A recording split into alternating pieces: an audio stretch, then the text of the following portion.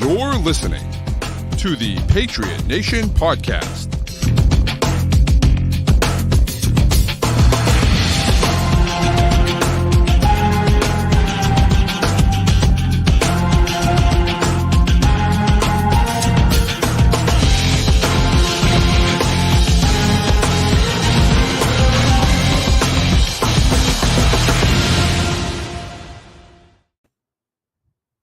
All right, welcome into another edition of the Patriot Nation podcast. Your boy Pat Lane, as always, here with my guy Matt St. Jean. And as always, this episode is brought to you by FanDuel.com, the official sports wagering partner of CLNS. You can go to FanDuel.com/Boston and sign up to get on the action because, listen, the team kind of sucks. So maybe you can win some money, and that would be nice, right? I mean, at least something good would come out of the football season. We need a silver lining right now, so I'll take anything. It's been a rough week. And honestly, what's funny about it is that I almost feel worse after this week than I did of the last 2 weeks, right? Because the last 2 weeks were terrible, 38-3 and then 34-0. And you looked at it and said, this offense is one of the worst we've ever seen.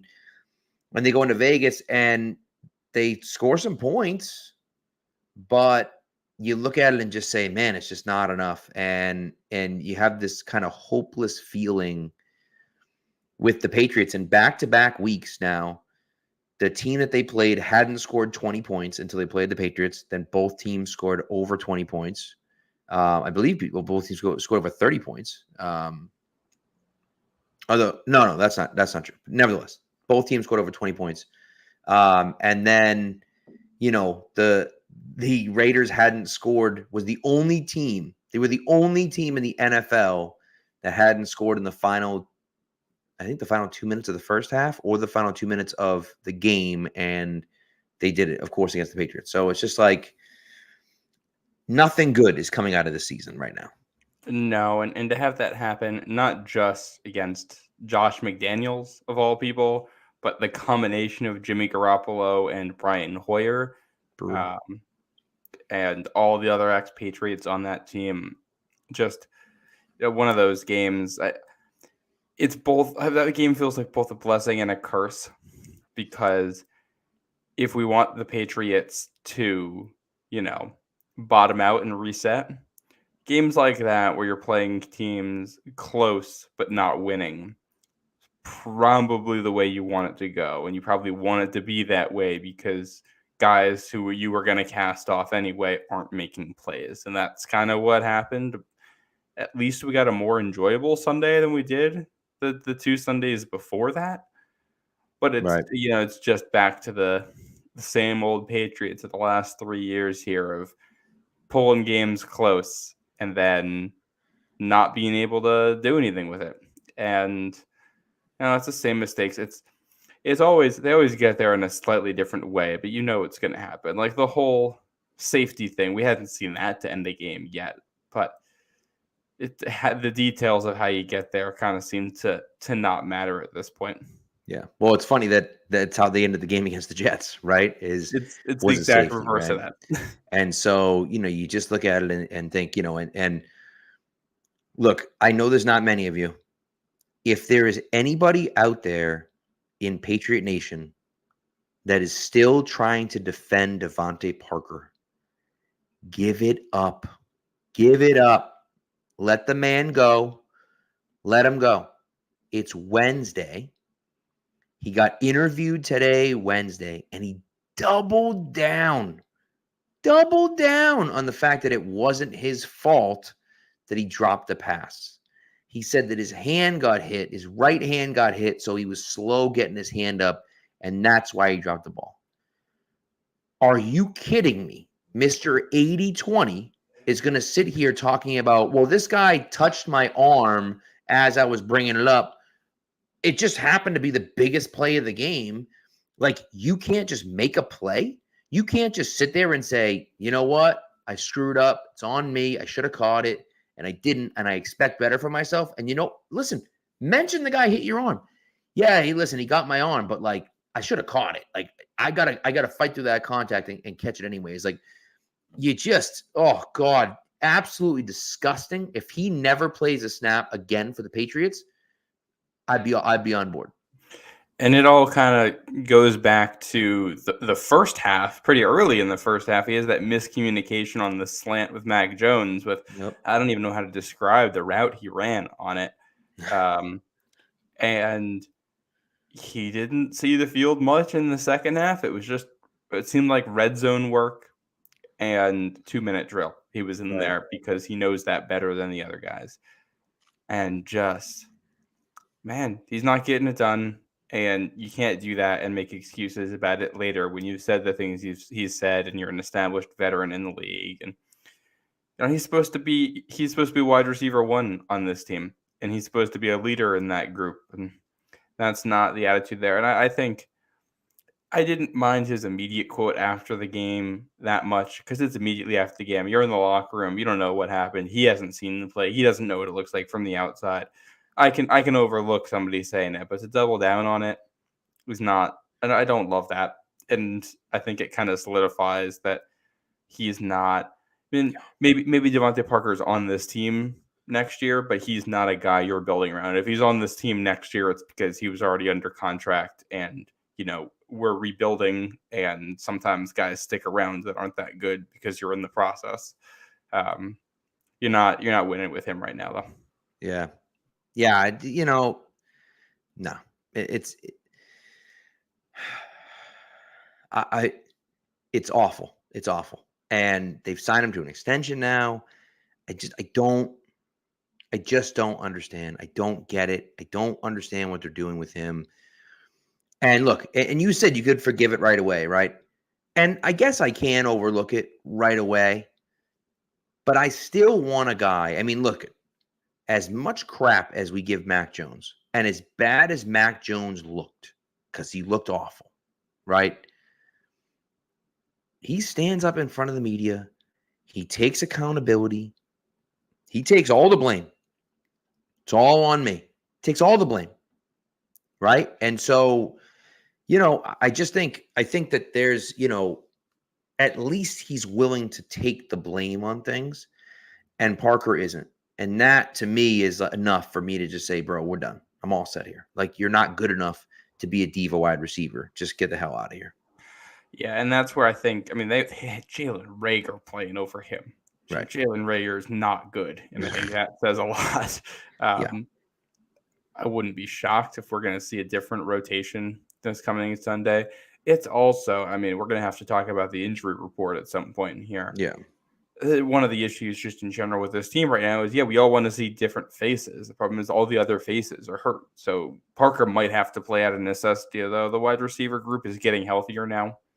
That's the one group that's getting healthier. Yeah. And I'm curious to see which group they roll out there on Sunday. I think you want to see the young guys play just to get them some playing time and see what they've got. If Kayshon Boutte still isn't getting on the field after this, if they want Reagor out there over Boutte, I think that says a lot about where Boutte is right now. Yes. And that is going to be concerning unless this team's really messing up that situation. But even with the mistakes this team has made at wide receiver before, Boutte has a questionable enough history that I'm going to give the team the benefit of the doubt on any situation we don't know about. Right. Tyquan Thornton, Demario Douglas, get the two of those guys on the field. Whoever your third receiver is, if it's Bourne before you trade him away, go for it.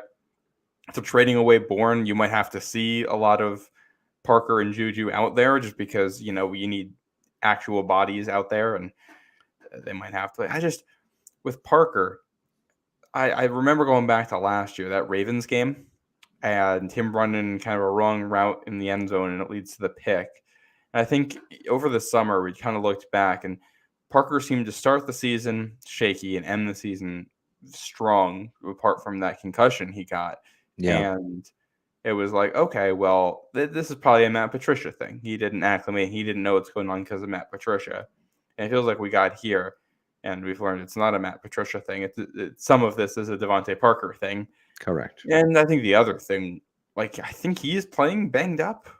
He had a leg injury before week 1, and just watching the film, there were some routes he runs where he kind of looks like he's limping while he's running it. And He's not, put it this way, he's not a good enough player to lose athleticism due to injuries and win, and I think we've seen that. So That is correct. Yeah, that's correct. And look, if you cut him at the end of this year, right, you incur $6.3 million of dead cap. However, his cap hit for next year is 6.5. So it basically cancels out. You don't lose anything by cutting him, essentially, right? It's as if he were on the team still, right? So you don't get really anything back, but you're like, just get the hell out of here. See you later, and that's what I would do, because it's just it's awful. And look, here's the thing with Juju, okay? And I think that this is Matt Chatham, I pointed out, had kind of said what I thought was pretty smart on it. And I think that, look, the same people that all year last year talked about the Patriots only having wide receiver 2s and wide receiver 3s, those same people are now the ones complaining about Juju and saying, how could you possibly get rid of Jacoby Myers? You have Juju. What are you doing? Why did you pick up, right? And so, like, their argument last year was that Juju was a wide receiver, Jacoby was a wide receiver 3 at best. That was the argument last year, that he was a wide receiver 3 at best. So the Patriots tried to upgrade in free agency to get a guy that they thought had yak upside. And based on his career, and certainly what he had done last year, right, it looked like that was a fairly safe bet. He's a guy that over the course of his career has always been good after the catch. And so it was like, all right, we're going to get a similar player with a little bit of yak upside. And people are losing their minds as if they let Randy Moss walk and try to replace him with Jalen Reagor. And it's like, dude, no, that's not what happened. Like, nobody thought that highly of Jacoby Myers. And listen, I wanted them to keep Myers, right? But like, everyone talked about Myers as if he was a wide receiver 3 last year. And now that he's gone and we're like, holy crap, the Juju is terrible, everyone's talking about him like he'd be the wide receiver 1 on this team. And maybe he would be. But like, is that going to make them all of a sudden a great offense? I just, that's the part where people are losing me. Yeah, I think it's good process. You just missed on the evaluation, and from what we've heard, it comes back to the medicals with him. Right. I mean, here's the thing. It seems like he's back at practice now. So, and you're probably going to be seeing Juju out there, especially if Kendrick Bourne does get moved. I think you have to see Juju out there because unless they feel good about Booty, but I don't know if we're there yet. So, and even then, they like to rotate these guys. So Juju is going to be involved, and he might be on this team next year. We're going to see. That contract is tough. Although, the amount of cap space they have coming up, eating dead money next year might be the time to do it. Eat it. And I mean, depending on how good these free agents are, eating that dead money this year, it might be a better, in the 2024 season, eating the dead money then might be a better use of that money than some of the guys you're picking up in free agency, especially if it's a reset year of some kind where we're blowing it up. That's probably what you do when you get rid of those guys. Juju, at least from all accounts, is a great locker room guy. So that helps. But yeah, his wide receivers are not in great shape right now. No. Banged up, disappointing, and that's not changing anytime soon. Right. This is a next season thing at this point, unless Tyquan Thornton breaks out. And I think for this offense to look better at all this season and to have something to grow off of, even just for whatever it's going to be next year, I think you want to see the offensive line play well enough that Mac Jones has enough time to make throws so you can see what you have in the young receivers. That's kind of it's like Tyquan Thornton's a deep threat. And right now you can't even tell if he's a good one because Mac Jones doesn't have time to throw those deep balls to him. I mean, it kind of comes back to the offensive line there. So I think that's kind of priority 1. And unfortunately, the line is somehow once again more injured than it was the week before, it looks like. Right. That's true. I mean, the one thing, there's 2 points I want. By the way, Bone, thank you for calling us reporters. I appreciate that. I think the KB trade stuff, because Asher mentioned it, you've talked about it a few times. I don't see it. I don't get it. Like, what are you going to realistically get back for KB? And I know that he's done after this year, right? But like, even still, he's not going to command a ton of money in the open market. Like, I like him. I like him as a guy in the locker room. I think he's a good player for you. Now, listen, if someone's going to send you a second round pick or maybe even a third round pick, sure. But like, is anyone going to send a third round pick for Kendrick Bourne? I don't know if anyone's going to do that. See, I'll take a fifth for Kendrick Bourne right now because I think it's unlikely he's back on this team next year. I don't think he's coming back in free agency, especially if it's a whole new cast of coaches coming in. Yeah, I guess maybe that's true. Yeah, then I don't think he's back. And he's a free agent, and this team is going to be signing a lot of free agents, so you're not going to get compensatory picks. So this is basically you getting your compensatory pick. Yeah. No, I mean, it makes sense. I would honestly rather see him stay. But, I don't know. Well, the other thing is if you trade him away and then he hits free agency, you'd still sign them in the offseason. Yeah, but that never happens. I know the Red Sox were going to do that with John Lester, and it never happened. Like, it just doesn't happen. So, one thing that Danny Stanford pointed out feels like a misevaluation is a common thing now. So I'm working on an article and for Pat's Pulpit, and I'm going all the way back to 2018 because we've talked about it, how, Belichick doesn't care about the offense and he only cares about the defense, and that it couldn't be farther from the truth. Belichick has actually invested quite a lot more in the offense than he has in the defense. He's used a ton of first-round picks on offensive players. He's traded second and third round picks for offensive players. He's spent a good amount of guaranteed money on offensive free agents. The problem is they've missed on almost every single one of them from 2018 on, right? They drafted an offensive tackle and a running back in 2018. Sony Michel really helped him in 2018. And then he got hurt, and then that was the end of his career. Isaiah Wynn couldn't stay healthy and stinks, so he's out. Bad evaluation on that guy. And really, if you want to look at it, it's a bad evaluation on him. You should have taken Nick Chubb instead of Sony. Fine. But they drafted a wide receiver in the first round of 2019. First of all, they traded for Josh Gordon. They drafted a wide receiver in 2019. They traded a second-round pick for Mohamed Sanu in 2019. They traded a third-round pick for Juju Smith-Schuster. They drafted a quarterback at number 15 overall. They drafted an offensive lineman at number 29 overall. They traded up for a wide receiver in the second round. They've done all of these different things. They made two quarterbacks or two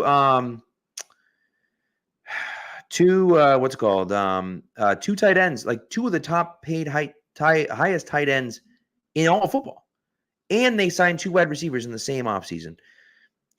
And none of it has worked. None of it has worked. And so, like, that's the problem, right? It's not that they haven't tried. It's that the evaluations have been wrong. Flat out, the evaluations have been wrong. And that, by the way, don't confuse what I'm saying here. I'm not letting Belichick off the hook. It's on Belichick that the evaluations were wrong. Right. But like at the end of the day, they've tried to improve the offense. And it's none of their offensive moves, like zero of their offensive moves have worked. And the biggest one to me, the one that I second guess the most, the one I second guess the most is the Shaq Mason and Joe Tooney thing. You want to let Joe Tooney walk. You want to trade Shaq Mason. Fine. You can't do both. You can't let him walk and trade Shaq Mason. You can't do both. That's not okay. And you got to keep one of those guys. Yeah. Between those three, not keeping any, I think looks really bad now. Right. It's funny. You said you're working on an article. I got an article idea going on too, really tracing this back. I actually went back to 2010 at the receiver position because I was curious just what it looked like since then. And I think the pattern that you see is that for them, like the evaluations are always inconsistent, as I think it's the NFL and that happens. Yep. But also you see them drop off a cliff right after Gronk leaves. And I don't think that's a surprise because like you go back to 2010, you got Wes Welker in the slot, and you've got Gronk on that team. And what you're asking for from your X receiver, your outside receivers in that scheme, is to be wide receiver 3 and run clear outs and, catch underneath stuff and do simple things. And they bring in Chad Ochocinco, but it doesn't work out. But I need to pull up my doc in front because there's a lot of names on this list to go through. They had Randy Moss in 2010, who they trade away, and that's kind of who they end up trying to replace. You bring in Deion Branch, you bring in Chad Ochocinco in there. They had Taylor Price, who they drafted. He didn't even last 2 years in New England. Brandon Lloyd, he was good. Then in 2013, Gronk gets hurt. Aaron Dobson doesn't work out. They bring in LaFell. LaFell works out perfectly. Why does LaFell work out so perfectly in 2014? Is he that significantly different from what they got from Devontae Parker like last season? Not really. The difference is you're asking him to be the third best option in your offense. I think that's because you've got Gronk and you've got Edelman on that team. You've got Amendola on that team as well. So you're asking him to do things that are easier. 2017, they bring in Brandon Cooks. He was really good as wide receiver 1 that year with no Edelman.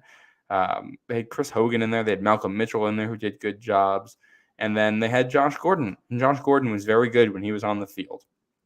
Yeah. They missed with the only high draft picks they had. And it's a lot easier to evaluate guys, and you're evaluating them to do simple things at the X receiver position because the rest of your offense is dominant. And this team is not as good in the middle of the field as it was during the Brady years. From the offensive line to the tight end to the slot receivers, all those guys in the middle of the field are struggling a lot more, which means you're asking a lot more of your guys on the outside, and they aren't getting guys who do well enough there either. True. Yeah, that's true. That's a good point. By the way, I think Devontae Parker's burners is in the comments. Yeah. If the guy was hanging on Devontae that badly, Devontae would have said something right when the game ended. We would have talked about how it was clearly pass interference. It wasn't. The guy's arm got hit, but come on. Well, I think it kind of goes back to that Kendrick Bourne play against Miami in week 2. We were breaking down the film on of either make the catch or make it so obvious you were interfered with that they have to throw the flag. It's got to be one or the other. Right. And you're asking guys to be playmakers. You got to do one of the two things. You can't. You're asking guys to make an above average play. If you have guys who don't make above average plays or exceptional plays at any point, then they aren't that good a player, and you need to get better guys. And you also can't say you're an 80-20 guy and then not catch that pass. Not catch that. And this dude says Randy Moss on his best day could have made that catch. Bro. Randy Moss for a touchdown. I was going to say, Randy Moss on his best day catches that, stiff arms the dude, and walks in for a touchdown, and they win the game. Like, come on, dude. Let's be serious here. But nevertheless, it's one of those things. So, look, it's a disaster. There's no way around it. The offense is a complete disaster. It's a dumpster fire. However, and this is really what it comes down to, is that what you've seen, I think, is one of those things for me where the depth on the offensive line is really what is the problem. Because to me, yes, you had injuries. And look, you can't plan for injuries. I really do believe if they can get their top 5 offensive linemen healthy, I don't know if it's ever going to happen this season, but if they can, and it's Trent Brown at left tackle, Cole Strange at left guard, David Andrews at center, Mike Onwenu at right guard, and Riley Reif at right tackle, I do think that that's a decent offensive line. It's not going to be the best offensive line in the league, but I think it's a decent offensive line, and I think you'll see them have a little bit more success with that offensive line. The problem is that they haven't had that offensive line all year, and the guys that they've had to replace those guys have not been good enough. And that's the issue, is that you didn't have the depth in any of those places to be able to survive the injuries. Now, listen, I understand there's like 3 spots that were injured, not just one, but not having the depth is really what killed them more than anything else. Not having like a competent swing tackle to be able to say like, hey, Like Connor McDermott taking a step back this year and not making the team killed them because Well, McDermott was pretty good last year. Well, And, he didn't. you Well, know, he took a little bit of a step back, and then he got hurt, Right. and they got put in a position where Yeah. you just can't put him on the active roster. So he's actually back now. He's on the practice squad now, right. Which I think could actually be a big deal for this team, just to be somewhat competitive with some of these games they're playing coming up. Because when you mentioned signing a competent swing tackle, there's no reason to think Calvin Anderson can't be a competent swing tackle. Right. But he's not seeing the field right now. And it sounds like a lot of the stuff that happened there is not, it's not things that could have been foreseen. Correct. I think the NFI stuff is like, how do you, he was there at OTAs and then he wasn't there at the start of training camp and he missed the entirety of training camp. And they had, because of something else that was going on. They had 4 options at right tackle. One of them started like the last 10 games of the season for the Bears last year, and Riley Reif. And he came in and really is a guard now. He's not even a tackle at this point. The guy behind him gets sick and can't do anything. The guy behind him gets injured right before the season starts. And the guy below him is a rookie who is converting to tackle. And I think that is tough, but you can get by with all the injuries at one spot. It's that and having possibly your 2 best offensive linemen in Strange and Onwenu, depending on how good Strange actually ends up playing and how good Trent Brown decides to be on any given Correct. day. Yeah. They're out, and it's a bad combo. And I think specifically, too, the issue that they've had, pass rushers with twists and stunts are really getting them, and they're not seeing it. Mm-hmm. And you've got, like, on the left side of the line, Antonio Moffey's bad. And on the right side of the line, whoever, like Vidarian Lowe, right tackle, is not good at those. So you have a weak link in those on both sides of the line. Right. And that's one of the reasons it's messing them up. And we knew that this offense wasn't going to be great. I think we thought with base level of competency, it would be good. And a lot of that came from the O-line play being good or at least competent. And they haven't been that. And I think the one thing that gives me some degree of hope of this team being competitive on Sundays coming up is that if the line gets healthy at any point, I think things could start to flow. If Matt gets protected, Demario Douglas starts coming into his own, and Tyquan Thornton can be, anything out there. And, Hunter Henry's still a good tight end if they're not trading him. Kendrick Bourne if they're not trading him. Mm-hmm. It's an offense that, hey, if it's Strange on Onwenu and Connor McDermott in there, it's the line from last year. You might have the Chargers come into town in December and you beat them type of thing because you get one of those days where you finally get everything to click. It's not going to change the long-term hopes of this team, but I think I think Cole Strange and Mike Onwenu is a decent chance. Those 2 guys, you're starting guards week 1 next year, and Trent Brown could be back at left tackle. And you want to upgrade some of these spots long-term, but if some of these guys can start playing well now, that's less holes that you have to fill immediately for next season. 100%. And so that's kind of the deal. That's where they stand right now.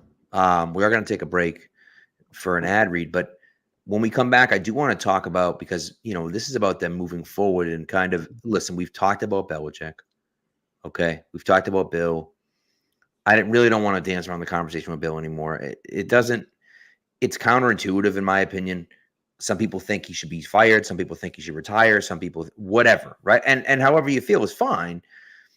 But I think the more important thing is just to take a look at the players that they have. And who are the players that we feel comfortable building around? And that's the real issue. Phil Perry did a little bit of it with Tom Curran for like 2 minutes. And I thought, if we could talk a little bit more about that to me is kind of what I'm looking at. Like, who are the guys that the Patriots can look at next year and say, okay, we feel confident about these guys next year. And it's concerning because there's not a ton. And so that's the problem for me. So there's a huge talent gap, I think, on this team. And so anyways, we'll get into that after the break. We got an ad coming up and we'll be right back. All right. Snap into the action this NFL season with FanDuel, America's #1 sportsbook. Right now, new customers get $200 in bonus bets guaranteed when you place a $5 bet. That's $200 in bonus bets, win or lose. If you've been thinking about joining FanDuel, there's no better time to get in on the action. The app is so easy to use. There's a wide range of betting options, including spreads, player props, over-unders, and more. So visit FanDuel.com/Boston and kick off the NFL season. FanDuel, official partner of the NFL. Ages 21 and up and present, Massachusetts. Hope is here. First online, real money wager only. $10 first deposit required. Bonus issued as non-withdrawable bonus bets that expire 7 days after receipt. Restrictions apply. See terms at sportsbook.fanduel.com. Gamblinghelplinema.org or call 800-327-5050 for 24/7 support. Play it smart from the start. GameSenseMA.com or call 1-800-GAM-1234.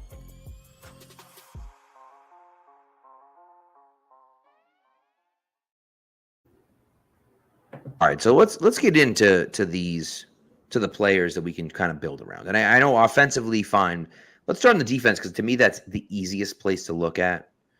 I think in the secondary you're all right. You're okay in the secondary, right? Because to me, when you look at the secondary, you say, okay, you got Christian Gonzalez, you got John Jones, you got Marcus Jones, you got Jack Jones, like. That's pretty solid, right? And then at safety, you have Kyle Duggar. Now, you have to re-sign Kyle Duggar. But you have Kyle Duggar, you have Jabril Peppers, Jalen Mills, theoretically, Adrian Phillips, who it seems like they're kind of phasing out. And, of course, can't forget Miles Bryant, of course. Obviously. And so, but I think that's a secondary that you can win with that secondary. That's solid, right? And, of course, especially if they re-sign Duggar, I think that, that's the situation where you can look at it and say, wow, like that secondary is pretty damn solid, Yeah. And I think the big question there, and for a lot of these position groups when it comes to the veterans, is what does the timeline look like? Right. Is the goal to find a way to be good next season? Is the goal to take 1 year to reset and try to bounce back in 2025? Or is the goal to tear this all down and go from there? Yeah. True. And that's where, I think Duggar's got to come back. Phillips, I think, is clearly being phased out. I think he's a free agent. I think that might be right. Yeah. A guy I think you'd look at when it comes to the trade market is probably Jonathan Jones because he's over the hill. Not over the hill. He's 30 now. I think he's got one. It was a 2-year contract, so it's got the rest of this season and next season on it. Trade him at the deadline or this offseason, whenever. But I think odds are you're probably not expecting to be good until 2025 at the earliest. And he's not under contract then anyway. So I would get rid of him. I don't think we're going to see J.C. Jackson back next year. I think you go young. I honestly think Marcus and Jack Jones could be sneaky trade candidates here as well, depending on the timeline they see. Don't dare. Who's coming in. Dare trade Marcus Jones ever. I think he's less likely. But Jack Jones, for some of the issues they've had, if a new front office comes in and says, "Hey, we didn't draft this guy. We don't trust him. We're gonna see what we can get back for him." I think that could make sense. But I think it isn't a perfect comparison. But I kind of look at the way the Falcons have rebuilt recently by just kind of hammering early on offense and drafts, and now they've hit on some defensive guys and signed some defensive guys. But a key part of the defense being pretty good this year for Atlanta, A.J. Terrell, a corner that they drafted in the first round a while ago who has stuck around and developed and been pretty quietly one of the better corners in the NFL for a while now. And I think that's kind of where you envision Christian Gonzalez being in this. And if you have one lockdown corner and you have Kyle Duggar back there and Mapu becomes something and you keep Peppers around because he's awesome, filling out corners 2, 3, and 4 is a much easier job than some of the other spots. And you can find a corner 3 in free agency. If Miles Bryant walks, you can find a guy of similar abilities for not crazy amounts of money in free agency to fill some of those holes on the defense. So I think that Peppers is probably going to be a bridge guy. He might not be here through the time that they think this team is going to be good. True. But I think he's a good enough team leader that you want him around. And you know, keep Maybe him in even the the beginning of it, right? The beginning of them getting good. You know what I mean? exactly. You keep him in the building, and you know, if he keeps playing well, but he doesn't fit your timeline, I think there's trade value there too. If we're getting to this point Sure. later, Yeah. I think he's an asset you want to keep in the building. Right. I think Duggar, Peppers, Gonzalez are the sure things. Marcus Jones, Jack Jones under contract anyway. And then after that, you know, I think you got a lot of freedom to move guys. Oh, and Mapu, if we're counting with the safety. Yeah. After that, I think you got a lot of freedom to move guys around. Right. So it's a good point with all those, right? But you have at least 3, I don't want to say foundational pieces, but 3, like one real foundational piece, assuming he comes back and looks the same way he did at the beginning of this year.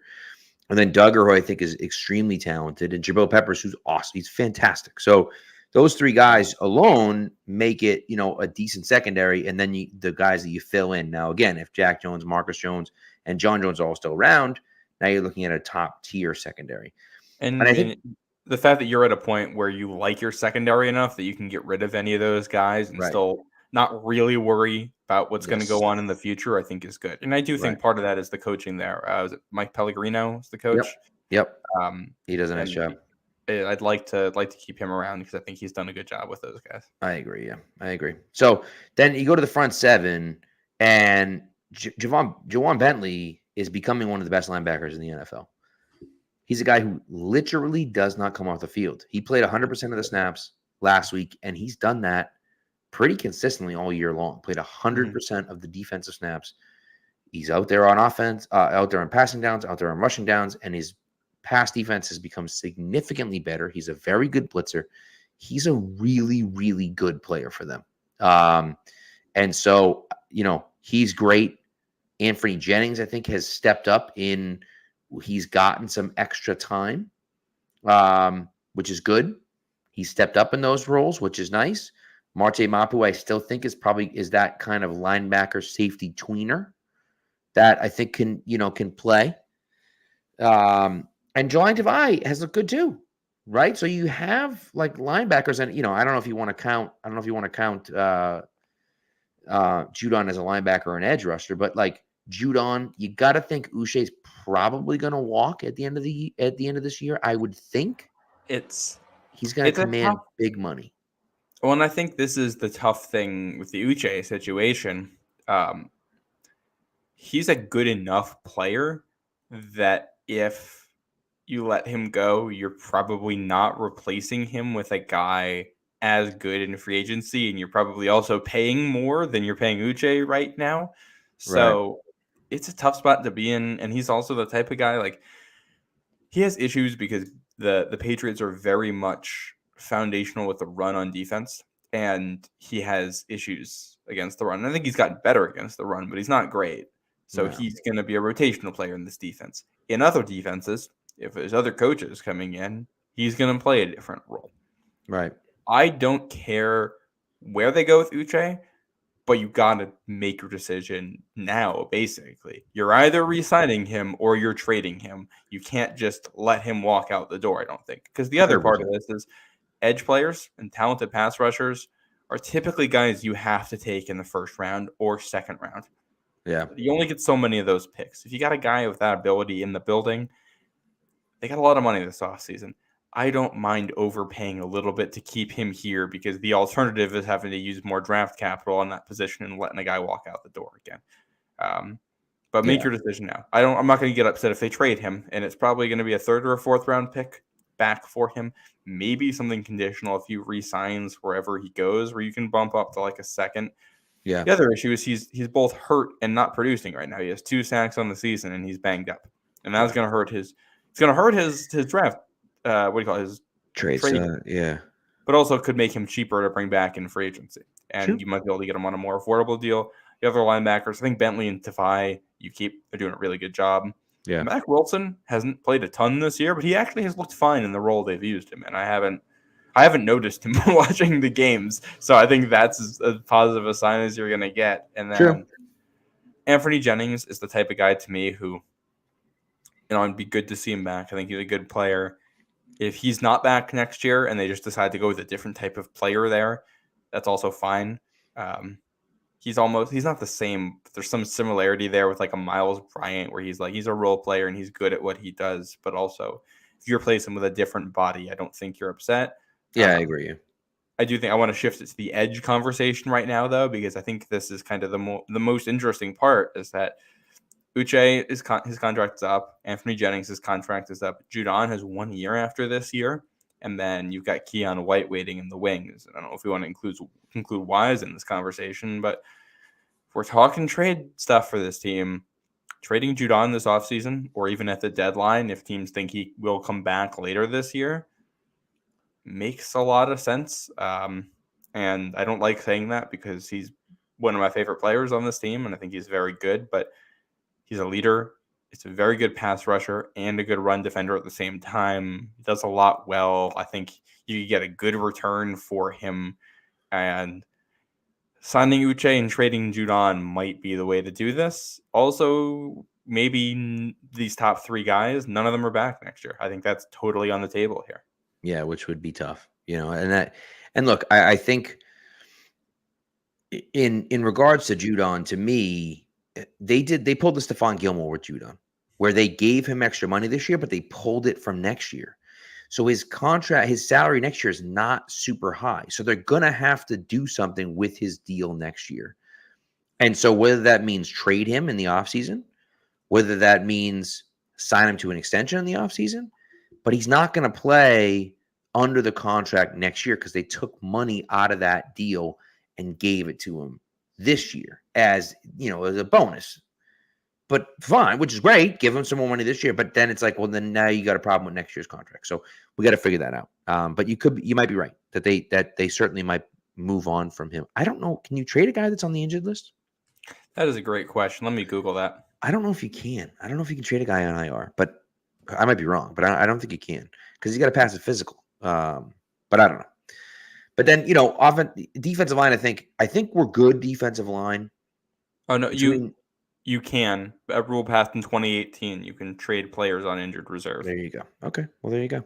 Yeah. So they changed the rule once guys could start coming back off of IR. Which makes sense. Okay. So just to finish off the defensive line here, you got Godshaw, Christian Barmore, Daniel Uquale, who I think is an underrated player. Of course, he's hurt right now, but it's a tough White, Lawrence Guy, they have a fairly deep defensive line. I think that, Sam Roberts made the team, which was a little unexpected, but I wouldn't be surprised to see them bring someone in defensive line wise, but you don't have to bring in a guy that's a first or second round pick. You bring in a guy that's, fourth, fifth round pick, something like that. I think you're building around Keon White and Barmore, I think probably on that line.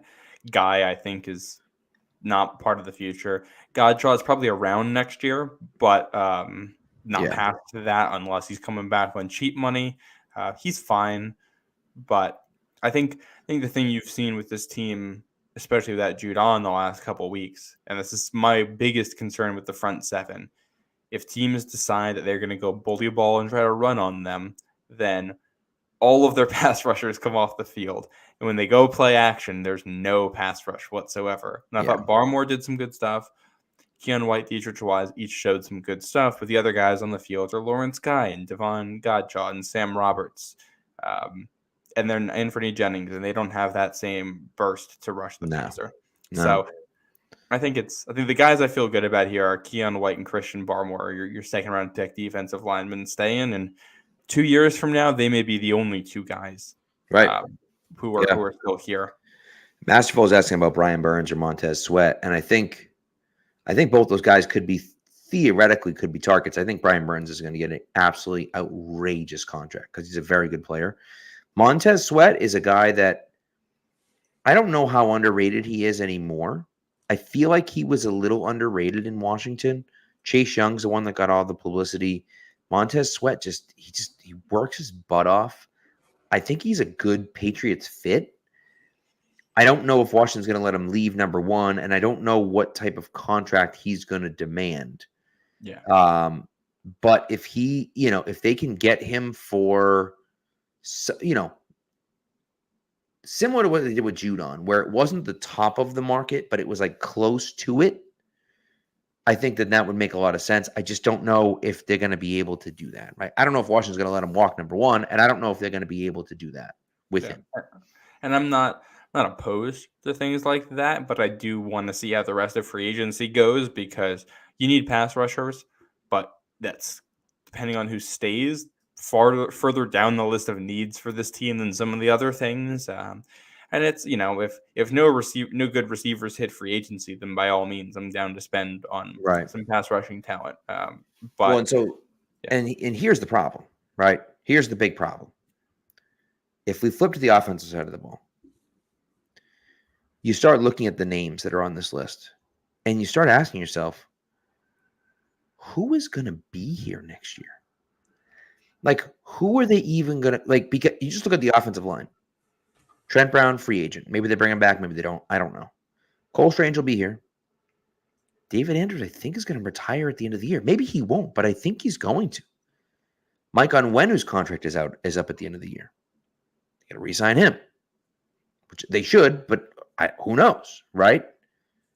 Do they have a right tackle right now? Is City So going to be penciled in as the starting right tackle next year? I don't know.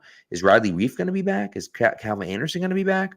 Antonio Mafi's going to be back. But, and Jake Andrews will be back. Those are their rookies. But, are any of those guys impact players? I don't know. That's the part that scares me. If they don't re-sign Trent Brown and David Andrews retires, and they have to re-sign Onwenu, because if they don't re-sign Onwenu, now you're talking about you literally don't have starters at 3 positions. You have to re-sign Onwenu. I think the only guy locked in for next season is going to be Cole Strange at left guard. Right. There's 2 reasons you don't re-sign Onwenu. One is because he gets too pricey for you, and the amount of cap space the Pats have, it would have to get really high. The other is that he can't get on the field, he can't get healthy, he's not playing well, and they don't trust him, which is also an issue there. I think you'd like to. I think in an ideal world, you want to feel good about Cole Strange and Mike Onwenu being your starting guards next year. Right. I also think, I can't believe I'm saying this again, Trent Brown is probably going to be one of the top 5 offensive tackles in free agency. Yep. He has familiarity with the guys on the roster, and he's inconsistent enough that he's going to come cheaper. And finding 2 starting tackles in one offseason is very hard. Correct. So, and he also can play left or right tackle. So I think bringing Trent Brown back is probably going to end up making at least some degree of sense if he wants to come back. And then you're hoping Jake Andrews and City So can play into the picture at center and right tackle. But, we're going to see where this team's drafting. You're probably going to be able to take a tackle if you want to tackle. Sure. And you want to build that offensive line. And, City So can be a backup. That's fine. He can be your swing guy. And most of these veterans, Riley Reif, Calvin Anderson. I think Calvin Anderson's under contract for next year. I think so too, yeah. He might be a swing tackle. But Riley Reif's not going to be a part of this. Especially if they change out the coaching staff, I think James Ferentz is finally going to be gone off the practice squad. And we'll see what happens with Mafi. And I think one of the big things here is we keep talking about guys as Patriots fits. What that means in 12 months may be something different, and that's something we're going to have to consider here. Is So Mafi and Jake Andrews all may be gone in 12 months because new coaches come in and they don't like those guys, and that's it. And we're wiping the slate clean with the offensive line, and it's going to be Cole Strange. Maybe Onwenu comes back. Maybe Trent Brown comes back, but it could be Strange and 4 new linemen, which is a very difficult project, and that means it's probably going to be a bad line next year, and it's going to be a 2 or 3 year process to rebuild the line. Well, what I'd like to see by the end of the year is City So at right tackle. I mean, they drafted City So to be a tackle, and I know he's playing guard right now out of necessity. He played tackle all summer. I'd like to see him at right tackle and give him a shot, give him an extended look. Listen, maybe he's not ready. But he can't possibly be as bad as Vidarian Lowe. It can't get much worse than that. Yeah, and that's the other thing. I mean, if he is not developed and he can't get on the field, and you're bringing in new coaches and stuff next year, he's probably not playing. That's correct. Right? and he'll probably come into camp, and we'll see how he looks. And if he improved, then he'll be a fit because he'll be a good football player. Right. Yeah. But if he doesn't, then probably we'll get shipped off somewhere, and that'll be that, and we'll reset. Yeah. It's funny. It's amazing. Like we draft those guys, and you go back to April, and it's all right. We have our backup offensive line for a little bit here, center guard and offensive tackle, and we'll see if they develop into anything. And it's amazing how quickly that turned into, all right, we're going to shovel them out for the next cast of guys. It hasn't even been 12 months here yet, and that's life in the NFL. That's how this goes, and that's the bottom of rosters turns over very fast in the NFL, even for good teams and for bad teams. Well, and that's the hard thing, right? And so just to get the rest of the offense before we talk for the next 3 hours, Mac Jones. Look, we all know Mac Jones isn't the guy. I think at this point we can pretty confidently say that Mac Jones isn't the guy. Now that doesn't unless a miracle happens over the next 2 months. That doesn't mean that Mac Jones won't be the starter in 2024. Yeah. And the reason for that is because if you're not drafting in the top 5, or if you are drafting in the top 5, but you don't love anyone outside of Caleb Williams and Drake May, and they're both gone, you don't want to reach for Michael Penix. You don't want to, whatever the case may be, right? You don't love those guys. So you build up the rest of your team instead. You draft the left tackle from Penn State, who we'll talk about a little bit later. You draft, Keon Coleman or Marvin Harrison Jr. or whatever the case may be, and you make your offense better that way. You live one more season with Mac Jones, and you somehow try to find a replacement for him, either in the draft in 2025 or in free agency in 2024 or 2025. So, that's kind of the idea from there. But at wide receiver and tight end, and even running back, I don't know if Ramondre is a guarantee to get paid. They haven't paid a running back in a long time. Unfortunately, this time they didn't hit it on running back, right? Like it seemed like they always hit on running backs. Like Shane Vereen hit, Danny Woodhead, right? Hit. Dion Lewis hit, right? Then they drafted James White, 4th round. Shane Vereen, I think, was 4th round. So you kept drafting those guys, and you kept hitting on them. And now Ramondre was a 3rd round pick, and then last year you drafted both Strong and Kevin Harris, and neither of those guys have hit. And maybe Kevin Harris will be okay eventually. I don't think so, but like maybe he'll be like serviceable. But like it would have been nice to hit on that pick, because now you're looking at it saying, okay, we got another running back. We have another running back that we can go from there. So, and that wasn't the case. I wouldn't be surprised to see them draft one in the 3rd or 4th round next year. And if that guy develops, then Ramondre is gone at the end of next year. I think Ramondre has 1 year left, right? I think so. Well, the other thing right now, forget about paying Ramondre. I think the question is, do you want to pay Ramondre? He hasn't looked like he's a guy who's worth paying right now.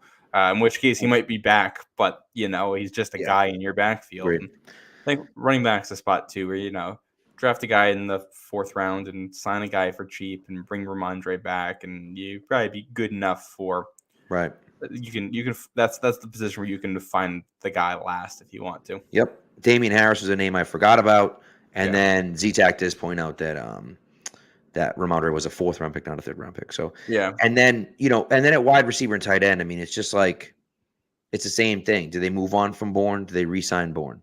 Do they trade Kendrick Bourne? Well, and can Kayshon Boutte do anything? Demario Douglas looks like to be their best wide receiver, but can he stay healthy? Can Tyquan Thornton stay healthy?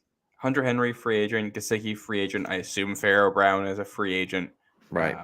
Bourne, free agent. Juju and Parker are not free agents, but not likely to be sticking around. Yep.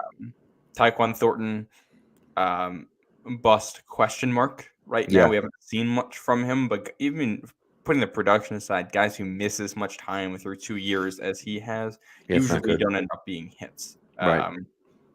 Boutte, unknown, and Pop Douglas, he's been the best offensive weapon on this team. I'm not sure if he's anything more than a wide receiver 3 for a good team. right now, just Yeah. based on his profile, and I like him. So, we come back in 12 months or 24 months, and there might not be a single wide receiver or tight end still around who we have right now, which is a good thing because these guys aren't very good. They need to be swapped out for new guys. Yeah, agreed. And getting rid of Parker is a little tough. It's not that tough, but it's a little tough. He's got a decently sizable contract next year. It's not huge, but it's, I think I said it like what, 6 million. No, I'm sorry. Am I thinking about Juju? We're I'm mixing up all the all bad wide screwed up receiver here. contracts. I think I was looking at Juju's contract, and it was tough to get out of Juju's contract before next year. I think it's next year. Like next year, he has a pretty high cap hit, but his dead cap is big. After next year, you can get rid of him for almost nothing. Yeah, and you can if you cut Parker next year, you save at the tiniest bit of money, and you're basically it's like he's on the roster. You have like $6 million in dead money, which for a team with as much cap space as this team has, I'm fine eating that. I don't really 100%, 100%. Especially if you're not going to get anything from. I mean, the man has 12 catches in 5 games. 12 catches in 5 games. Like we're all set. And he's still better than Juju, which is crazy, and that's which is saying something, right? So, but I just think, but that's where we stand right now, which is like crazy when you think about. I think the defense everyone feels pretty good about even moving forward. And yes, like there are question marks about Judon, what his future is going to be, and Duggar and Uche. But like you still feel good about the way they've built the defense, and they've hit on some of those picks. Of course, Barmore, I think you would have liked to have been more impactful, but I think he had a great game on Sunday, and maybe he can build upon that, and he can play more consistently that way. He's had a hard time staying healthy as well, but I think if you can build upon that defense, I think everyone feels pretty good about the defense. It's the offense that isn't good now. And then next year, you're like, well, what are we building? Like, what's happening? You know what I mean? Like, Trey Nixon's going to be, might be back next year, but like, there's only so much Trey Nixon can do to your offense to make it that much better. You know what I mean?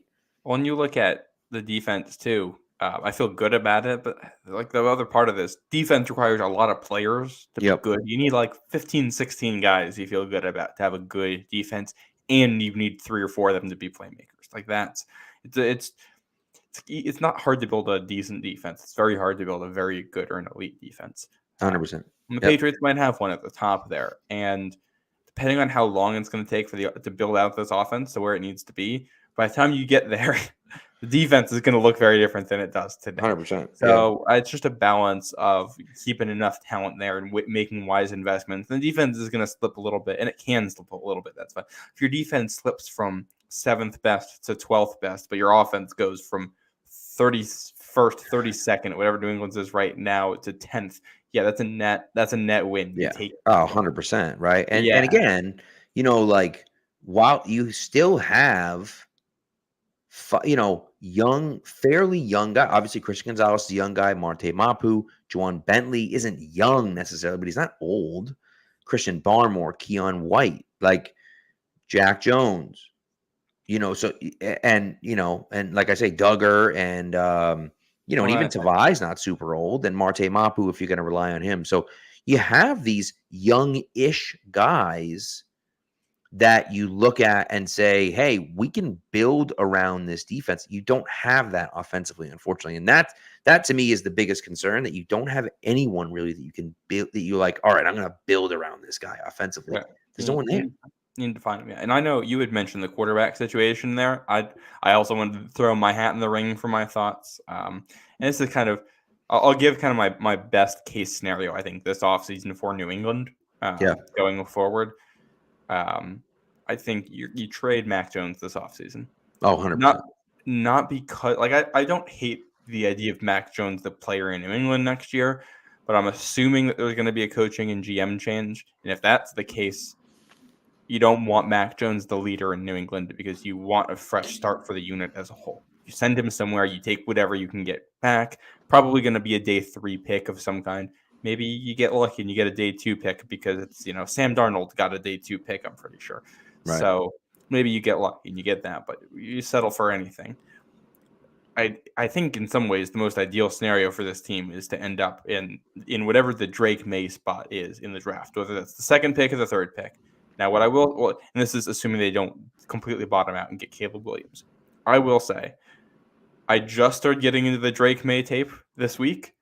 I am not as excited about him as everybody else is. So maybe I'm wrong. I'm going to watch more. And my opinion's going to change. But as of right now, I'm not a huge fan of his. But if NFL teams are, and you're sitting there in the Drake May spot, and there's a couple teams that want him, that's where you want to be if you're New England. Because you can probably trade back in that first round, get an extra first rounder next year, get an extra second rounder in there, and still get an elite offensive talent. Right. And if you can find a way to get, the short list is Fashawn. I cannot pronounce his name. The tackle from Kid from Penn State, yeah. Marvin Harrison Jr., if you can get a guy like that. Brock Bowers, if you can get a guy like that in this draft. It doesn't really matter which of those three guys it is. If you can get a talent like that. Even someone like Keon Coleman, Yeah. I'm going to be honest. Keon Coleman's another guy who I started to watch last night, and I got the same feeling I got Drake that May when I watched. What was that? The Drake May feeling. I know. I got the N'Keal Harry feeling watching Keon Coleman. He's not the same player, but I got the same feeling I got watching N'Keal Harry play at Arizona State. So let me preface all of this by saying this is my first look at tape for prospects for next year, and these are not opinions that I have rock solid at all. Yeah. These will change over the coming months. Right. Malik Neighbors is a guy I think they'd like. He's fast. That dude has another gear, and I think if you're going receiver, I think that's the way I'd go if you don't have Marvin Harrison Jr. there. But if you can find a way to get any of the elite offensive talents at the top of the board while also picking up draft capital for future years, that's ideal. And then the QB position, Jacoby Brissett, the free agent this year. Baker Mayfield is a free agent this year. Yeah. Somebody like that, bring them in. Yeah.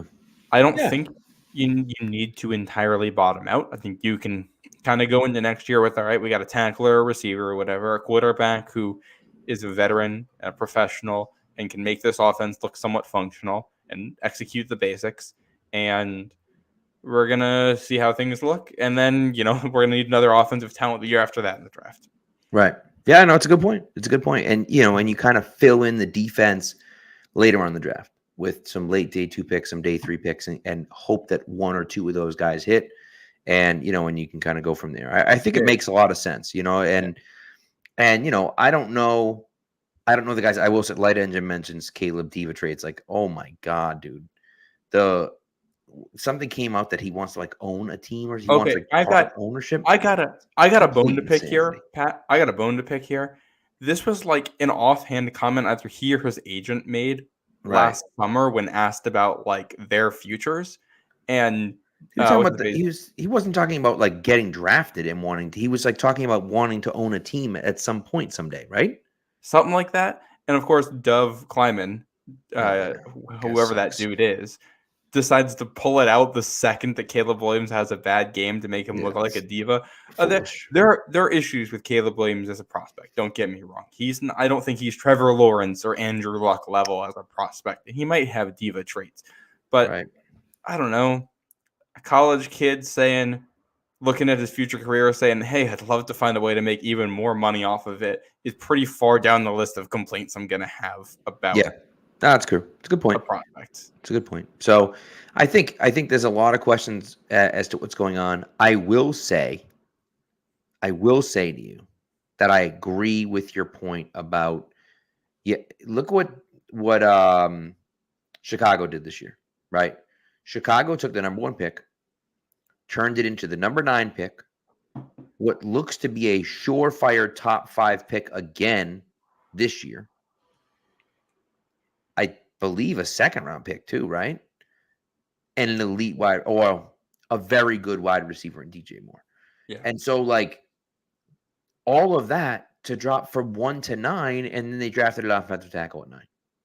Yeah. And so, those are the things where you can look at it and say like, hey, if we were able to do that, that would be huge. Absolutely huge for us. And what's tough? Look, man, Brian Baldinger was on Pardon My Take today, and they were asked him, who's the biggest under the radar like rookie, and he just DeJuan Jones, and I'm like, oh god, dude, DeJuan Jones. He's a guy We're that doing I that again. a billion times, and I'm like, Yeah. it's not cool. So, Yeah. but anyways, but I just so. Yeah. I do want to go back. So somebody up chat had mentioned Kyler Murray, throwing that name out there. Yes. Okay. I think it's interesting. What I will say is this. I think if in a world where Bill Belichick is the head coach of this team next year, Yep. I don't hate the Kyler Murray edition. Yeah. If not, I'm not that interested because I think Murray is clearly a guy who needs some structure. The fact that ownership felt the need to stick a clause in his contract saying you have to study more, I don't love. And there had been whispers about maturity issues there for a while. Yeah. Kyler Murray's a really, really good player when he's on the field. But he's also very expensive. And Correct. there's enough there that, like, if you're bringing him in, I think you want to just make sure you have leadership in the offensive staff so that nothing goes off the rails. Because I think if you can take his talent and really find a way to harness it in a structure in a way that Arizona's never had, that could look good. New offensive staff. I'm not bringing in a guy to be a head coach for the first time and then asking him to do that. I suppose that's true. I don't love Kyler. I never really liked Kyler that much. Yeah, so I don't think not Bill a would Kyler like. guy. I don't think Bill would like Kyler. In the world where Kraft says you got one more year to turn this thing around, I think the quarterback that Bill probably goes to get is Kirk Cousins this offseason. Agreed. That I think makes way more sense than Kyler, just for what Bill Belichick likes. But what's crazy to me is that, could he be traded? Kirk Cousins might get traded midseason. I mean, if they're that bad. I think Kirk said he's not going to waive his. Oh, because he has a no trade trade clause. clause. That's right. Yeah. Good point. Yeah. Yep, good point. Sign of the other thing with Kyler, we've all looked at this Arizona team assuming they're moving on from Kyler and they were going to have the number 1 overall pick. Right now, they don't necessarily look like a team that's going to have the number 1 overall pick, and Kyler's coming back. And if the Patriots are sitting there at 2 and the Cardinals are at 5, and they say, well, we'll give you some future firsts to trade up and go get our guy. Yes, because Arizona's a dysfunctional franchise. And if they're going to trade up for Drake May and still not be good next year anyway, and you're going to get a good first-round pick out of that. Like we're running this to the league office as soon as possible. 100%. 100%. Especially because that's one of those. If you can stay in the top 5 and still get one of the elite offensive talents, like that's for New England, I think that's a dream scenario because this team is not good enough to drop in a QB next year and expect them to do well. Yeah. So Masterville asked about Jefferson ever sniffing free agency, and look, they did his 5th-year option. They haven't signed him to a long-term deal yet. You would assume that they will. If they don't, I would throw him an absolute bag of money. Yeah, blank check. And just be like, bro, like, come on now. Like, give me, you know what I mean? Like, and the Patriots would be 1 out of 32 teams in line to do correct, that. 100%. And he'll get the A.J. Brown treatment, which is get traded for a first-round pick, but he'll get like a top 10 pick instead of, what was Traylon Burks, I think, 18. And so, that ends up as that situation where it's like he gets a top 10 pick and then they give him a bag. Yeah. So if he gets traded this offseason, that gets interesting, especially because Kirk Cousins is a free agent. And if Belichick goes to Kraft and says, hey, I know this year was bad, but we can trade for Justin Jefferson and I'll sign Kirk Cousins and we're going to make it work in New England. All righty. I mean, yeah, I guess. The hard thing is that I'm not trading a top 5 pick for Justin Jefferson. That's the hard thing for me. If you're doing that, you want something back. Correct. You want at least like a 2nd-round pick back. Something back. Right. Yeah. Right. So, but anyways, all right. Let's. I think we're done. We're done with this. We're done with this conversation. No, we had one different things. We got all our ending segments. That's what I mean. We gotta move on from the discussion about what's going on. We got like 4 different things that we have going on at the end, and so we'll get into the prop bets first. All right. I'm gonna go. I'll go first with the prop bets. My first one. And Gardner Minshew screwed me last week, so screw that guy. I'm going with the best defense in football right now, the Cleveland Browns against the Indianapolis Colts, and I'm going the under And that line right now, have you seen that line? The under for that game is 40 points. 40. I'm going under 40 on Taking the under is dangerous because you could get 2 Browns defensive touchdowns. That's what I mean. It's crazy, but I'm like, whatever, dude. By the way, I went 0-2 again last week, and you went 1-1. I'm now 2-10. The one I got too was I called the touchdown. Dalton Schultz. From Dalton Schultz. Yeah, I can't believe I did that. I'm going with my first one here. I'm also taking an under, but I'm going for the exact opposite type of under from you. You're going for the grimiest, dirtiest game of the week. I'm going high flying. Give me this Dolphins-Eagles under 51.5 points. Okay. It's an Eagles offense that has kind of struggled a little bit this season. Miami defense, not that bad. And yeah, I think Philly's defense has enough to slow down what Miami's doing. Maybe I'm going to look really dumb Sunday night after this one, but I don't know, this feels like one of those games that just ends up being a little bit more like grinded out than people think it's going to be. Everyone is currently mad at you for doing that. They're like, why are you wasting a good game? What's going on? Come on, that should be a fun game. We want points, and you're betting the under.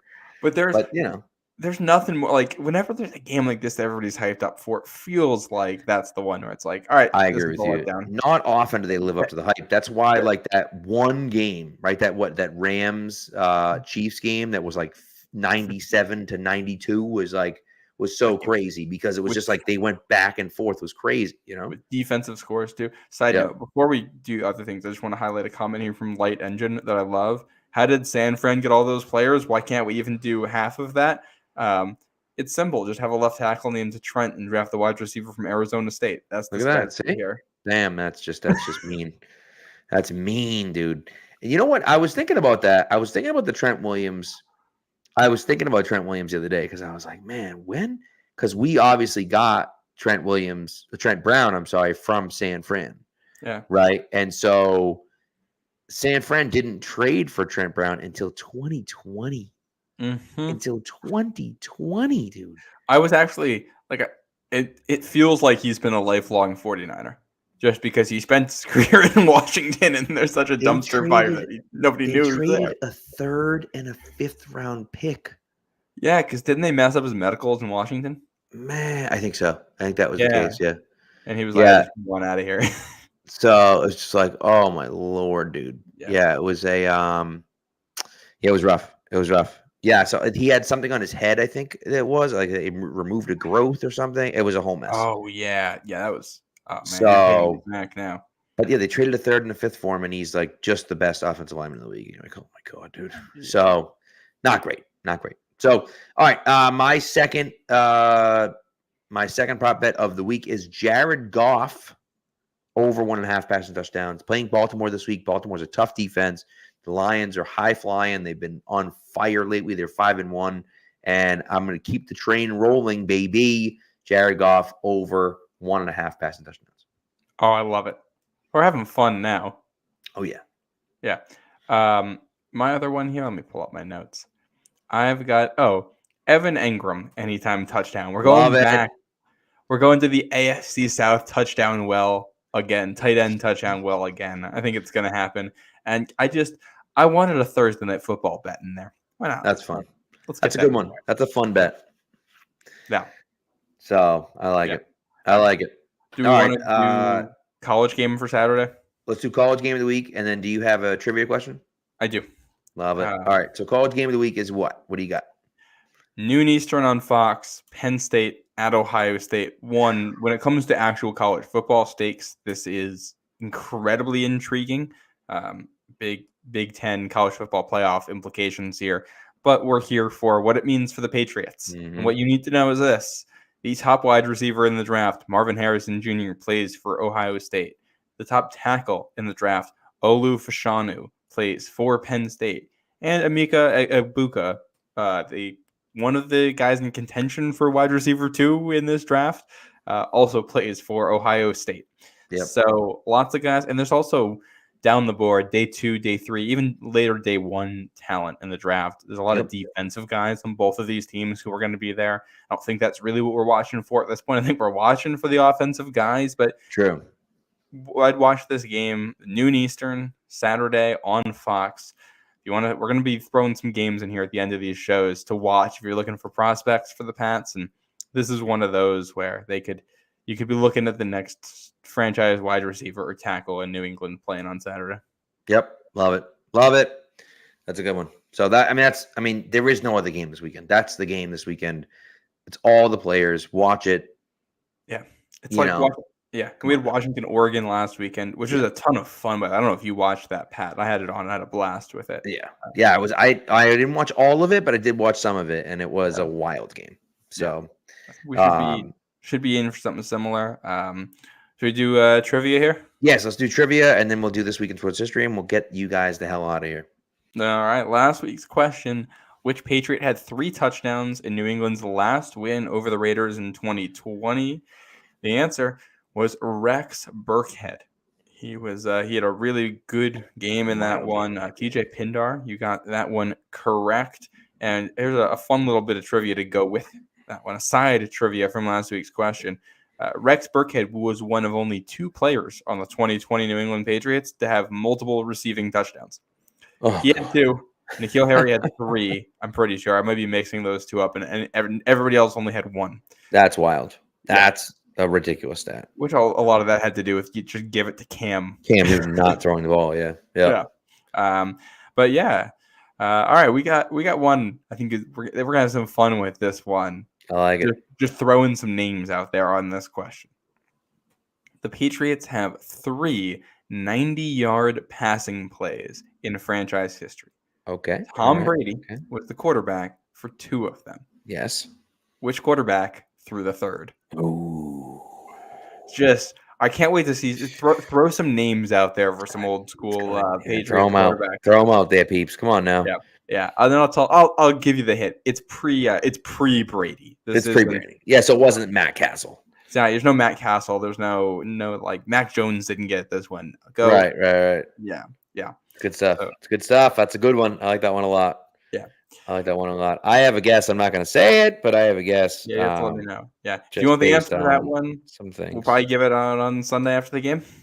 Yeah, I think so. Yeah.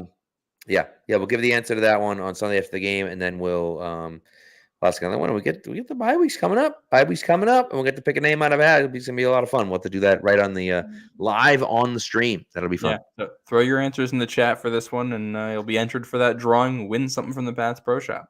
And listen, even if you don't know, just choose someone at random. What difference does it make? You can't win if you don't guess. Pick a Patriots quarterback, throw it in the chat. Right. That's what I'm saying. Man. Yeah. So lots of former Patriots quarterbacks to choose from. So lots. So all right, here we go. Last segment of the night, and then we'll get you guys the heck out of here because we've been talking forever. But that's why you guys burning the midnight oil here. Yeah, that's the way it goes. All right, here we go. And now for something we think you'll really like. This week in sports history. All right, you want to go first? Or you want me to go first? What do you think? I'll go first. All right, let's do it. All right. I jumped ahead a little bit here, and I decided to look from this Sunday for the actual Patriots game for my on this day in sports history. I like it. And shifting that calendar, pulled up the perfect one. I love this one. Ooh. On this day, October 22nd in 1966, Bobby Orr scored his first ever goal, and it was against the Montreal Canadiens. I love that it was against the Canadians. Yeah. It's fantastic stuff. That's a good one. What, around your 21st birthday, Pat? Yeah, right around. Yeah, right when I turned about 21. Yeah. Yep. Jackass. All right, so mine is a little earlier from that, a little earlier, before I was born, if you can believe that. October 18th, 1930. No, I'm sorry. Ooh. That is incorrect. Yeah. October 18th, 1930. That is true. Sorry. October 18th, 1930. Joseph Sylvester, who was a jockey, okay, all right, rode 7 winning horses on the same day. It was they did horse racing differently back then. It was an 8-race day where there were horse races. Obviously, there were 8 different horse races. He won 7 of the 8 horse races in one day. This man, from 1930 to 1939, had roughly, and it's not an exact number, roughly 1,500 wins. I'm sorry. Yeah, 1,500 wins in a 10-year span. This is completely insane. Completely insane. That is wild. Yep. So, yes. So, 7 winning horses on an 8 race card at Ravenna Racetrack on October 18th, 1930. How about that? There you go. A little horse racing history for you. I thought that was so outrageous. I'm like, 7 wins in one day? How's that even possible? And so it was unclear as to whether it was on the same horse, but I do not believe it was on the same horse. I feel like they would have said if it was. I think so too. The So implication there is that it isn't. I looked up some history on it. I couldn't find if it was the same horse. I couldn't find if they were all different horses. I assume it was on 7 different horses. But still, to win 7 races on 7 different horses in the same day, it's pretty That's impressive. pretty cool. Yeah. So, yeah. So there you go. So Yeah. that's a long time ago, 1930, but they did things a little differently back then. Also, I gotta give a shout out to Team 617 on X or Twitter, whatever you want to call it. He said to me, he goes, he sent me on Sunday after the thing. He's like, I missed the show, but he's like, I looked back at all of your previous stuff, and he's like, you're wearing this throwback hat, right? This hat. This has been the hat that I've been wearing. And he's like, you've been wearing that all year. And it's just, maybe it's bad luck. So I switched it up. I still got the throwback hat on, but it's a different throwback hat. And so if the Patriots somehow pull out an incredibly improbable victory this weekend, give you boy Pat Lane, and then also Team 617 a shout out for that, changing the juju up. You know what I mean? I love it. So I like it. what You the hell? got to do something. We can't keep it the same. That's what I mean. I mean. Starting over, as Bill would say.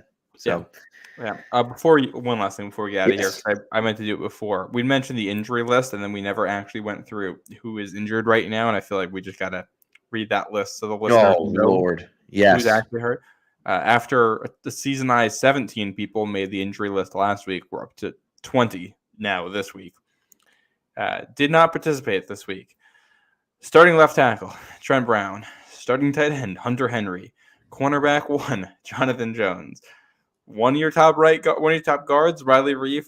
Starting edge player, Josh Uche. Starting edge player, Keon White. All did not participate. And then limited, David Andrews, Christian Barmore, Cody Davis, Demario Douglas, Kyle Duggar, Trey Flowers, Devon Godshaw, Jack Jones, who's back at practice now, Michael Onwenu, Jabril Peppers, Juju Smith-Schuster, Ramondre Stevenson, Cole Strange, and Sean Wade. That doesn't list the guys on IR. So, yeah. It's completely wild. So they're incredibly injured. The good news is Jack Jones is practicing again. So that means he's probably off the IR, which is nice. So that's good to see at least. Whether he'll play this week or not, I don't know. But it is nice that those reinforcements are coming a little bit. In a world where the starting offensive line on Sunday looks like Trent Brown, Cole Strange, David Andrews, Mike Onwenu, and Connor McDermott, and if that world also includes Jack Jones being ready to play, that's a world where if you get bad Josh Allen from the Bills, I think the Pats could theoretically pull an upset. I don't think it'll happen. I certainly wouldn't predict it would happen.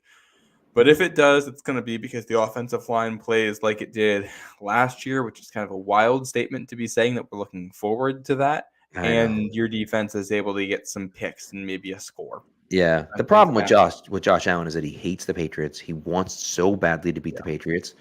And so you're not getting bad Josh Allen because he just had two games of it in a row. He's got to keep laser focused. So. Exactly. This may be shades of the divisional round a couple years ago, but without any of the offensive stuff the Patriots did. Yeah, it certainly might be. So you never know. You never know, but I am not optimistic about the game on Sunday. So Sunday, 1:00, CBS. Yeah. Yep. I'll be there. And we'll be here probably halftime of the Sunday night game again, I'm guessing. Probably that's what I'm thinking. Probably, but we'll see. But that's what I'm thinking. So, and Razin's asking a question about Loki episode recap podcast. That's a great question. I started doing that on the Pat's Pulpit feed. I have not been doing that on here. However, I want to talk to Taylor Kyles, but I would love, now that he's on CLNS and I'm on CLNS, he's very busy, but he's at least here. I would love to do some sort of Marvel superhero conversation with him a little bit. Maybe not a consistent thing, but I would love to do that with him at some point. So get the band back together a little bit, armchair superheroes, and kind of see if we can bang something out. But we'll see. I haven't even talked to him about that, but that's something I've been kicking around in my head. Now that Loki is back and Gen V is awesome, and so I haven't. Long way to go, but we'll see. I checked out of Marvel for like the shortest amount of time, and now I'm completely lost. I haven't really seen anything since Endgame, and I'm so lost. I do not have the time to get back into it now, unfortunately. But I get it. Worth watching? Loki's fantastic. Loki's the best thing they've done since Endgame. Okay, worth watching. Disney Plus. Yes. Yep. So that one to me is the one that is really good. And yeah, bro, you're right, man.